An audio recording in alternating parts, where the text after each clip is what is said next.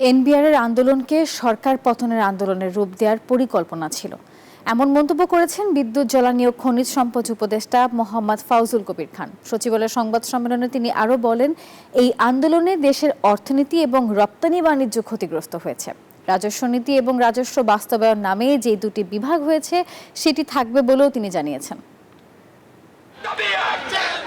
জাতীয় রাজস্ব board NBR সংস্কারের উদ্যোগ বাস্তবায়নকে কেন্দ্র করে লম্বা সময় ধরে চলে কর্মকর্তা কর্মচারীদের আন্দোলন। কর্মবিরতি, কলম বিরতি এবং কমপ্লিট শাটডাউনের মতো কর্মসূচিতে অচলাবস্থা দেখা দেয় এনবিআরে।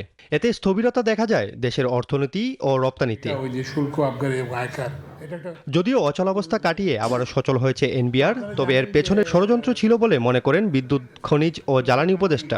সচিবালয়ের সংবাদ সম্মেলনে তিনি বলেন, এই আন্দোলনের উদ্দেশ্য ছিল দেশে অর্থনীতি ধ্বংস ও সরকার পতনের। এটা প্রথমে একটা নিরীহ আন্দোলন, একটা ক্যাডারের সমস্যা, ক্যাডারের প্রসপেক্ট, তো পরে এটা কিন্তু সরকার বিরোধী আন্দোলনে পরিণত হয়েছে।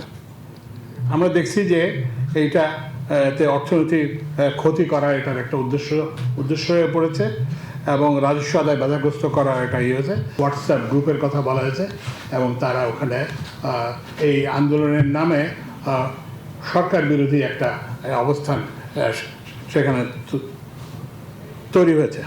এনবিআরের কর্মকর্তারা সরকারের প্রতি আস্থা হারিয়ে ফেলেছে, তাই কাজ দিয়ে আস্থা ফিরিয়ে আনতে হবে বলে জানান ফাউজুল কবির খান।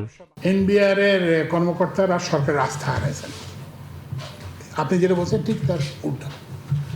এখন এনবিআর কর্মকর্তা তাদের আচরণের মাধ্যমে আস্থাটা ফিরিয়ে আনতে হবে।